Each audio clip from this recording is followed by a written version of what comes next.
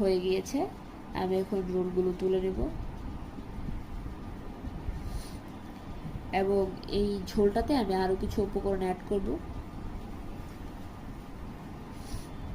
আমার এখানে আমি আরও এক পিস নিচ্ছি লিভার স্প্রেড। এটাও আমি ঘরে বানিয়ে রেখেছিলাম। মাংস, তেল আর হচ্ছে লেবুর রস সংমিশ্রণে আমার এটা হয়ে গিয়েছে। দেখতেই পাচ্ছেন আমি এটা মিক্স করে রান্না করে নিচ্ছি। আর এখানে আমি আরও 1 চামচ চিনি ব্যবহার করছি, যাতে ঝোলটা খেতে একটু মিষ্টি মিষ্টি লাগে এবং খাওয়ার সময় যাতে এটা ব্যালেন্স ঠিক থাকে।